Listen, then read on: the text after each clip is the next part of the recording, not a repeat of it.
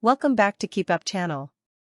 Angela Rayner finally admits she didn't pay enough stamp duty on her lavish £800,000 seaside flat, admits she discussed resigning and refers herself to ethics watchdog. Angela Rayner was fighting for her political future today after admitting she didn't pay enough stamp duty on her new seaside flat. The Deputy Prime Minister, dubbed Three Pads Rayner in a row over her trio of homes, said she deeply regrets the error made when purchasing her £800,000 apartment in Hove, East Sussex. In a tearful TV interview, a devastated Ms. Rayner revealed she has referred herself to an ethics watchdog to investigate whether she had broken ministerial rules. The 45-year-old, who is also the housing secretary, said she had told HMRC she owes more tax, adding that she is prepared to stump up the extra cash. She also admitted she had discussed resigning from her government role with her family, amid days of intense scrutiny over her property affairs. The Tory said it was utterly extraordinary that Ms. Rayner had failed to pay enough stamp duty, following Labour's tax hikes since winning power last year.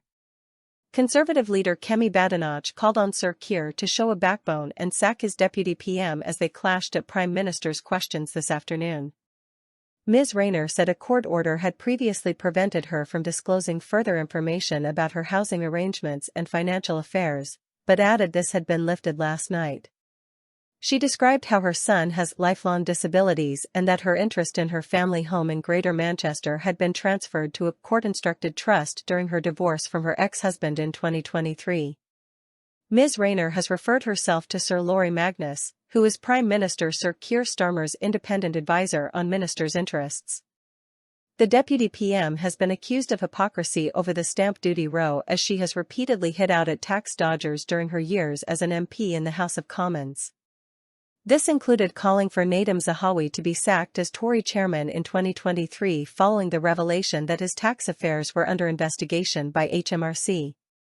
The Deputy PM is said to have saved £40,000 in stamp duty on the Hove apartment because she removed her name from the deeds of a family property in her constituency of Ashton-under-Lyne in Greater Manchester. The deed changes supposedly allowed Ms. Rayner to pay £30,000 in stamp duty instead of £70,000, which would have been applied if the Hove property was designated as a second home. But the Hove flat is not her main residence for council tax purposes, with the Ashton-under-Lyne home remaining her primary residence. This is said to save some £2,000 in council tax on her third home, a three-bedroom Grace and Favour flat in Admiralty House. Sources close to Ms. Rayner have said she still considers the Ashton-under-Lyne home her primary residence because it's where her children live and she regularly returns there. Ms. Rayner was backed by Sir Keir at Prime Minister's questions in the Commons this afternoon. As she sat alongside the PM on the government front bench ahead of the session, Sir Keir placed a supportive hand on Ms. Rayner's shoulder. Ms. Rayner also received a hug from Commons leader Lucy Powell. During PMQs, Sir Keir said he was very proud to sit alongside Ms. Rayner as he faced calls to sack his deputy PM from Mrs. Badenoch. He told MPs that Ms. Rayner had explained her personal circumstances in detail. She's gone over and above in setting out the details, including yesterday afternoon asking a court to lift the confidentiality order in relation to her own son, the PM added. I know from speaking at length with the Deputy PM, just how difficult that decision was for her and her family, but she did it to ensure that all the information is in the public domain. Ms. Badenoch said, I'm not sure we would have heard all that sympathy if it was a Conservative Deputy Prime Minister who had underpaid her tax. She told Sir Keir, if he had a backbone he would sack her. Tory Shadow Chancellor Sir Mel Stride tweeted, it's utterly extraordinary that while working families and businesses are being hammered by Labour's tax hikes, Angela Rayner has failed to pay the right amount of stamp duty. The Deputy Prime Minister should not be setting the rules when she fails to keep them herself. James Cleverly, the Shadow Housing Secretary, said Ms. Rayner's credibility was now in tatters, adding, she's dodged questions all summer, her actions reek of hypocrisy. Starmer is too weak to kick her out. Reform UK's deputy leader Richard Tice said no one would have screamed and hollered louder than Ms. Rayner if one of Labour's political opponents had admitted underpaying tax. He told Sky News, morally her position was always completely indefensible. What she's done is blame everybody else but herself. She's blamed the legal advice she's drawn in the complications of a court order. It was obvious, you cannot claim you've got two main residences in different parts of the country hundreds of miles apart. It's right that she pays the correct amount of tax. I would expect that a penalty may well be imposed.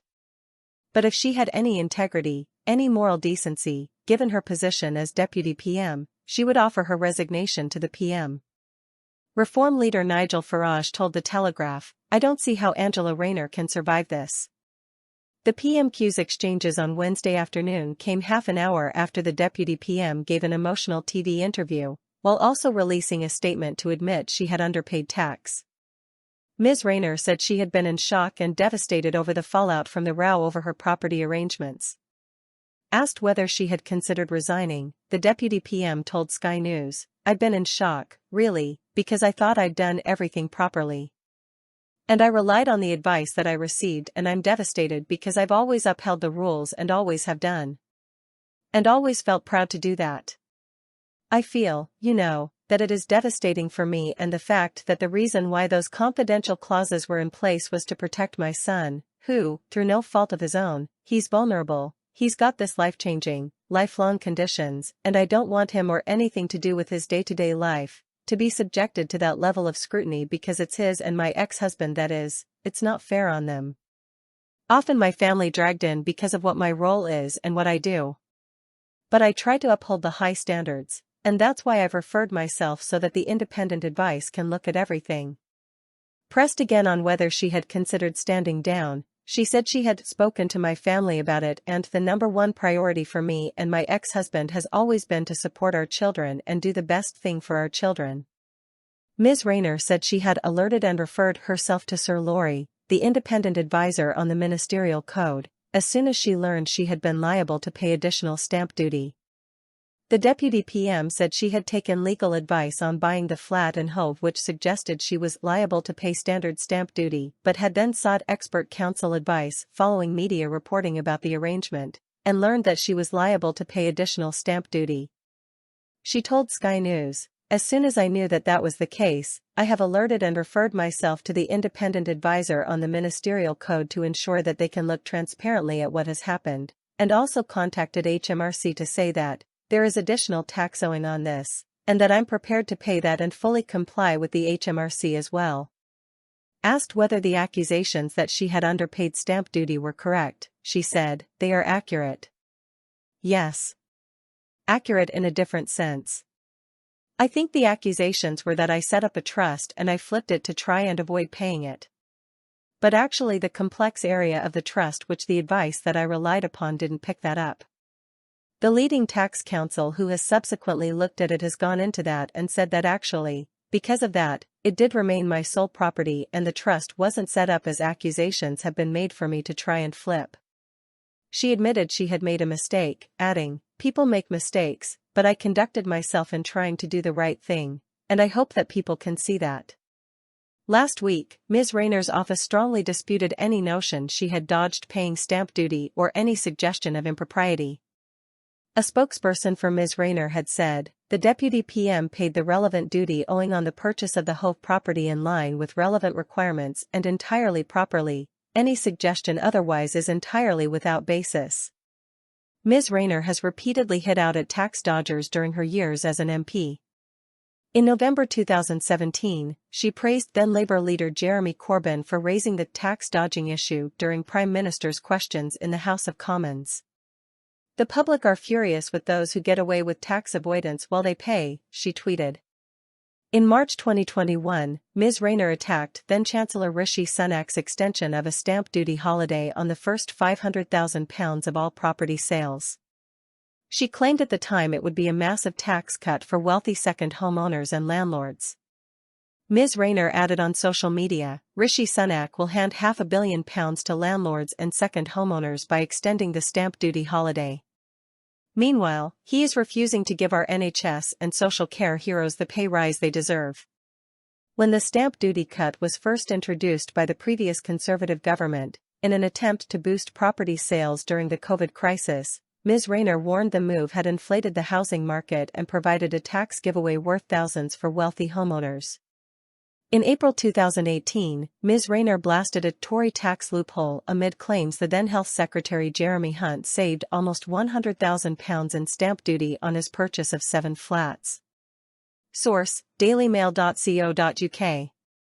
Please like, share and subscribe. Thank you for watching.